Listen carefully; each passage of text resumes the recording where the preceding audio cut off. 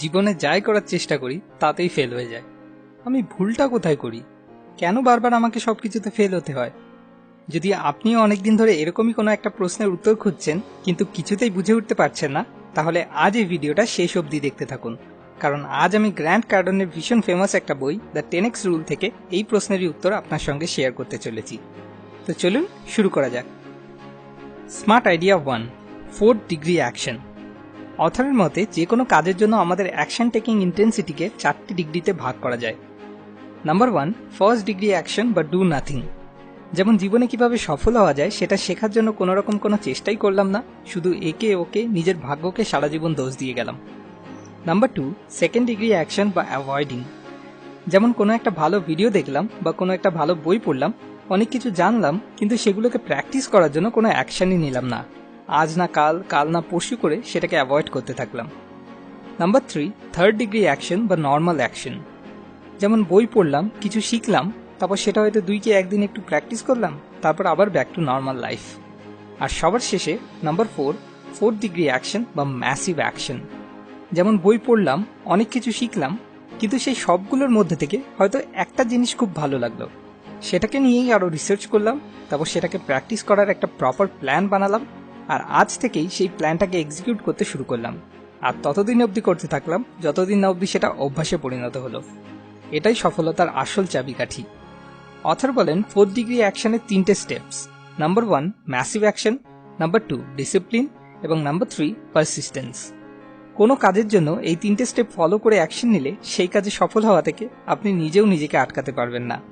কিন্তু এই 4 ডিগ্রি অ্যাকশনে নিজেকে এন্টার করাতে হলে আপনাকে বর্তমানে আপনার অ্যাকশন লেভেলকে 10 দিয়ে গুণ করতে হবে, এবং সেই 10 গুণ অ্যাকশন লেভেলটাকে নিজের টার্গেট বানাতে হবে। Smart idea 2, 10x goals. যে কোনো গোল সেট করার আগে অথর নিজেকে নিজে একটা প্রশ্ন করতে বলেছেন। প্রশ্নটা হলো, are my goals equals to my potential? অর্থাৎ আমার লক্ষ্যগুলো কি আমার ক্ষমতার সমান? অথর মনে করেন আমরা নিজেরাও জানি না আমাদের ক্ষমতা ঠিক কতটা, তাই উনি সাজেস্ট করেন এখন যেটা আমাদের নিজের হাইয়েস্ট পোটেনশিয়াল বলে মনে হচ্ছে সেটাকে 10 দিয়ে গুণ করে সেই অনুযায়ী গোল সেট করা উচিত।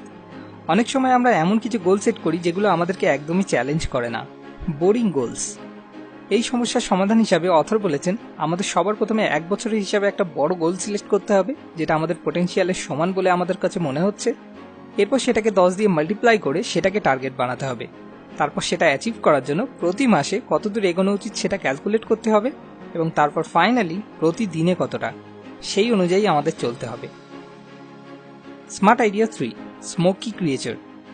খরগোশ আর কচ্ছপের গল্পটা তো আমরা সবাই জানি, কিভাবে খরগোশ প্রথমে খুব ভালো দৌড়াতে স্টার্ট করেও মাঝে গিয়ে ঘুমিয়ে পড়ার কারণে রেসটা হেরে যায়, আর কচ্ছপ স্লো এবং স্টেডি থেকেও রেসটা জিতে যায়। কিন্তু যদি এরকম কোনো প্রাণী হতো যে শুরুটাও খুব ভালো করতো এবং পুরো রাস্তাটাই কনসিস্টেন্ট থাকতো একদম শেষ ফিনিশিং লাইন অবধি, তাহলে সেই প্রাণীটা খরগোশ আর এই কচ্ছপ দুজনকেই হারিয়ে দিত। অর্থাৎ এই প্রাণীটার নাম দিয়েছেন স্মোকি ক্রিয়েচার, যে এক্সট্রা অর্ডিনারি, যে পারসিস্টেন্ট এবং যে ডেডিকেটেড। একে হারানো চাপের আছে। তো জীবনে সফল হতে গেলে আমাদের খরগোশ হলেও চলবে না, মানে যে শুরুতে তো বিশাল এক্সাইটেড থাকে তারপর 2-3 দিন পরই সব ছেড়ে দেয়, বা কচ্ছপ হলেও চলবে না, কারণ কচ্ছপ হলে সে অ্যাভারেজ ক্যাটাগরিতে চলে আসবে, যার জন্য বর্তমান যুগে কম্পিটিশন অনেক অনেক হাই। তাই হতে হবে স্মোকি। আর এই স্মোকি হওয়াটা খুব একটা কঠিন না।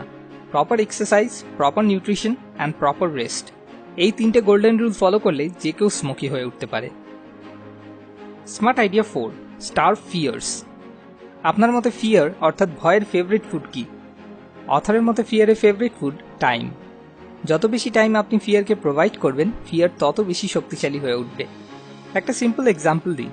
ধরুন আপনার বাইক চালানো শিখতে ভয় লাগে, কাউকে গিয়ে যদি মেরে দিই তখন কি হবে? যদি সামলাতে না পারি, পড়ে হাত পা ভেঙে যায়, না বাবা থাক, আর কদিন পরে শিখবোখানে। এবার যত দিন যাবে বাইক চালানো শেখার প্রতি আপনার ভয় তত বেশি আরও বাড়তে থাকবে, কারণ ফিয়ার তার ফেভারিট ফুড টাইম যত বেশি পাবে ও তত শক্তিশালী হবে, আর এটা আপনাকে আরও বেশি দুর্বল করে দেবে। দুশ্চিন্তা বাড়তেই থাকবে। More time equals to more fear. এই ইকুয়েশনে টাইমটা যদি আমরা কমিয়ে দিতে পারি তাহলে ফিয়ারটাও অটোমেটিক্যালি কমে যাবে, আর সেটার একটাই উপায় যত তাড়াতাড়ি সম্ভব সেই ফিয়ারটাকে ফেস করা। অথর মনে করেন ফিয়ারের সিগন্যাল পাওয়াটা খুব একটা খারাপ না, বরং এটা খুবই লাভজনক একটা সিগন্যাল। এটা থেকে আমরা বুঝতে পারি সময় এসছে নিজের পোটেনশিয়ালকে টপকে ওপারে পৌঁছানোর। কারণ গ্রেটনেস সবসময় ফিয়ারের দেওয়ালের ওপারেই অবস্থান করে। ডর কে আগে জিত হ্যায়। Smart idea 5, be obsessed. বর্তমান যুগে এভারেজের জন্য কম্পিটিশন অনেক অনেক হাই, আর এই কম্পিটিশন থেকে ওপরে ওঠার একটাই উপায়, বি অবসেসড, বি এক্সট্রাঅর্ডিনারি। যে কোনো সফল মানুষকে লক্ষ্য করলেই আপনি দেখতে পাবেন তারা তাদের কাজ নিয়ে ভীষণ পরিমাণে অবসেসড। তাদের অন্য কোনো কিছুতেই মন নেই, ধ্যান জ্ঞান সমস্ত কিছু শুধুমাত্র সেই একটা জিনিসেই। অর্থাৎ তারা যে পরিমাণ ফোকাসের সাথে, যে পরিমাণ ডেডিকেশনের সাথে সেই কাজগুলো করে, সেটা থেকে একজন অ্যাভারেজ মানুষের মনে হবে এ শিওর পাগল বা এর কোনো রোগ আছে। কিন্তু সত্যিটা হলো অবসেশন কোনো রোগ নয়, বরং এটা একটা গিফট। 450 ডিগ্রি ফারেনহাইট অব্দিও আগুনের কোনো চিহ্ন খুঁজে পাওয়া যায় না। 451 ডিগ্রি ফারেনহাইটে পৌঁছাতেই আগুন জ্বলে ওঠে। এই মাত্র 1 ডিগ্রি ডিফারেন্স অনেকটা তফাৎ নিয়ে আসে। আর এই 451 ডিগ্রি অবধি টিকে থাকার জন্য দরকার obsession, focus and massive action. না হলে হয়তো 450 ডিগ্রিতে পৌঁছেও কেউ কুইট করে দিতে পারে।